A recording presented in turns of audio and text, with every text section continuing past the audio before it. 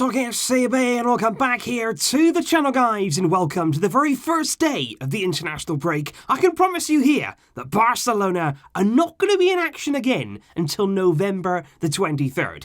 In the meantime, we do have some time now to talk about Barcelona matters, and in today's video, I am going to be answering some of your questions once again, and there really are today some very intriguing topics, all coming up for you. Thanks for your questions. Let's get to it. And if we start first and foremost with the big news following Saturday's game against Celta Vigo, after the game it was immediately confirmed. Nelson Semedo, of course, went off with a calf strain. He's going to be ruled out for 5 weeks of action, which for me was a big shock. Because when you hear calf strain, you think, that's not ideal. He's going to have the international break now to recover, and he should be back sometime after that. But 5 weeks there, that's a long time, and a big injury there for Nelson Semedo, and yet another muscular problem for Barcelona. And that for me, guys, as we've been saying right throughout the season so far, it is a huge problem right now for Barca, and hence the questions here. What do you think is the cause of all of these muscular injuries? Is it caused by our training, or is it the medical staff not up to par? And Barcelona this season, incredibly, even though the season, of course, is not even that far underway, we've already suffered 16 injuries. And not only that, but some players have already been injured more than once. You think about Jordi Alba, you think about a relapse there, you think about Luis Suarez. He himself also had a relapse. We had problems, of course, with Lionel Messi. And now Semedo. It's ridiculous. And it's kind of ironic there, and it almost mirrors the team, whereby all season long we've had these problems. Have we changed anything? Have we done anything differently to try to rectify these muscle issues? And I don't really see it. Obviously, behind the scenes, there could be things going on. But Barcelona now, quite clearly, need to change something to alter this kind of situation. Because these injuries, later on in the season, when the games are coming thick and fast, when we got Champions League knockout games, hopefully, when we're in those kind of games, we can't have these kind of problems. It will tear your team apart. We need to get it right,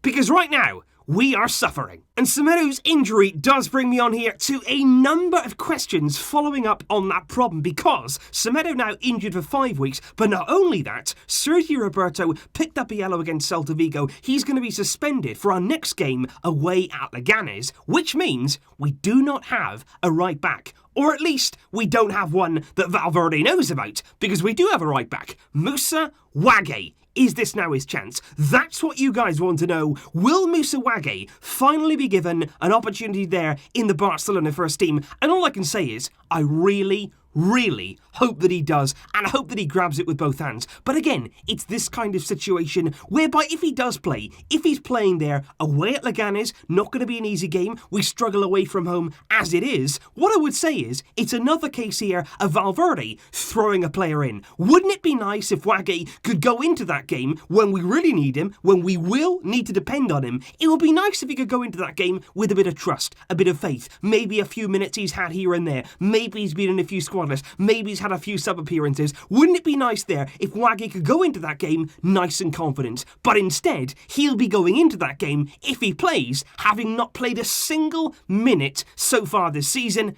And again, that's poor preparation by Ernesto Valverde. And yesterday, of course, in the Premier League, there was a massive meeting between Liverpool and Manchester City, the two heavyweights in the Premier League, going head-to-head at Anfield, and it was a brilliant game. And I'm glad that you guys here have given me some questions on that game, because I did want to talk about it. A good one here. I watched the Liverpool City game yesterday just to see how differently they play. I realised that Barcelona's game is too slow. There's no directness and movement. Liverpool was so quick to get people behind the ball and maintain a defensive line. There is no way Barcelona could have won against this team. They are lightning quick. And I do want to talk here not only about Liverpool, but also about Man City. Because in that game yesterday, I'm sure many of you watched it, you saw two teams at the top of their game. Two teams there who from the very first second of that game, they were on it. The maximum intensity, real focus, real concentration right from the get-go. It was brilliant. It was a really entertaining game. Two fantastic teams, two top class coaches in Pep Guardiola and Jurgen Klopp. Of course, there was big moments. You talk about the Alexander-Arnold handball, things like that. Man City, of course, had their injury problems. But what I want to say is, neither of those teams yesterday were perfect. And that's what I mean.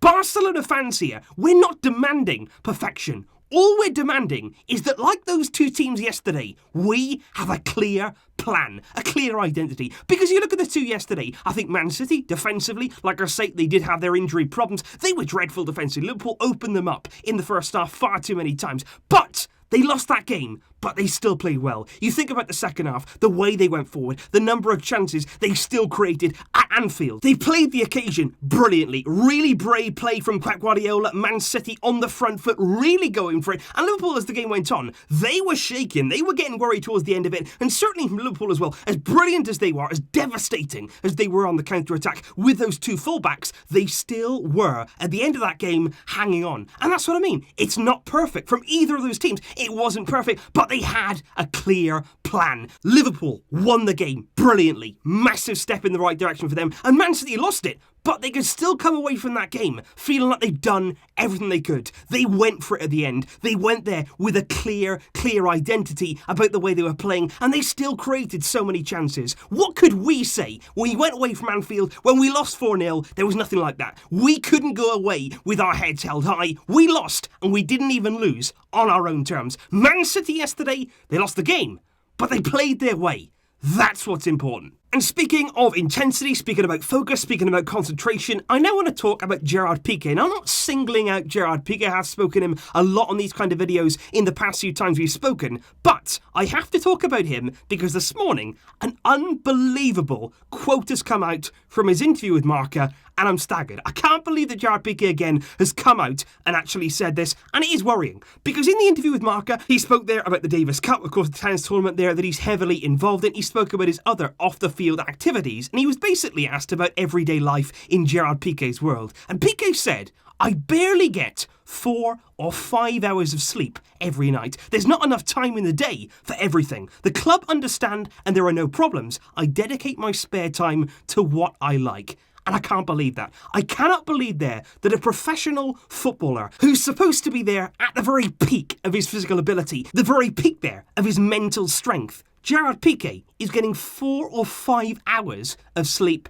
every night. Now, I'm no doctor, I'm not part of the Barcelona medical team, but even I can say there, surely that's not good. Surely there, going into a big game, going into games, having to be focused for 90 minutes, that's not going to be really the best preparation to do that. And it just goes to show what we've been saying there about Gerard Piqué maybe having right now other priorities. As the games get bigger, do you want to depend there on Piqué, who seems to be looking to life outside football? And the final question from today's video, guys, is another really intriguing one and a very good point of conversation. Do you think that Barcelona would work in a 3-4-3 system with Longley, Piqué, Umtiti at the back, Alba, Arthur, De Jong and Semedo in midfield, and Dembele, Suarez and Messi up top? Because I thought about it and it might work having a big change happen to the team. And it's a great question. And I want to talk here about a 3-4-3 formation and what that could do for Barcelona. Because you look here, Marc-Andre ter Stegen in goal, of course. Then your back three of Clement Longley, Samuel Umtiti and Gerard Piqué here as the 3 centre-backs. You've then got your wing-backs with Jordi Alba and Nelson Semedo, but much more advanced and given a lot more flexibility than they would be there in a traditional back 4. In your midfield then, you're limited to 2 players only, reduced from 3 to 2. Arthur here, Frenkie de Jong patrolling there the midfield area, and then Ousmane Dembele, Luis Suarez and Lionel Messi. What I would say is, though, it doesn't necessarily have to be those 3 players. I think this 3-4-3 actually could benefit maybe a narrower strike force, and maybe this is the formation to use if you really have to go with Griezmann, Suarez, Messi, because then they can be really narrow. You can have Messi, you can have Griezmann coming inside, because then Jordi Alba, Nelson Semedo, they can get forward, they can really get forward in these wider areas because they have that increased security here of Clement Longley and Gerard Piqué and Samuel Umtiti there in the back 3. But there is also another reason, particularly defensively, why I think the back 3 could be an interesting way to go. Simply because in your traditional 2 here with Longley and Gerard Piqué, quite a few times you can see balls played in behind and Barcelona exposed defensively because of Piqué's lack of pace. Teams can get in behind us really, really easily, and you just wonder there with Longley, Piqué and Umtiti. Umtiti here has got the pace, he's got the athleticism to get in behind and actually cover there for Piqué when he needs to. If Piqué wants to go and play out, Umtiti here can drop in, and it might just be useful there,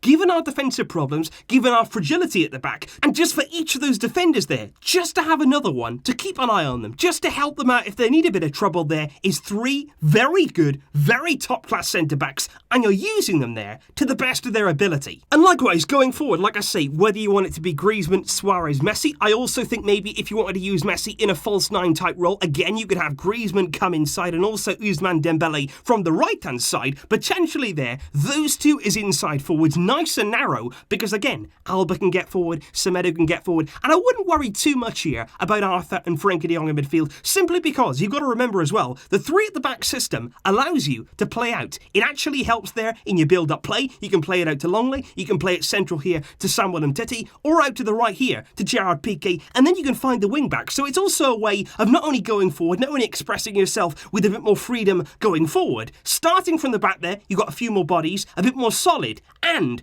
it can help there in your build-up. I don't think it would work in every single game. I don't think certainly it's something that we're going to see right now from Barcelona, but given the players that we have, given the top-class centre-backs we do possess, it's an interesting option if it comes down to it. So that there, guys, is your questions for today. I hope you enjoyed today's video, and thank you, like I say, for all of the questions that did come into me. And over the course of the international break, I'm going to be talking a lot more. Don't worry about that. There will be videos coming up, and certainly more of your questions answered. Thank you as always, guys. Please leave your thoughts in the comments down below on everything that we have discussed today. Thanks for your support. But until next time, as always, Vasca el Barça.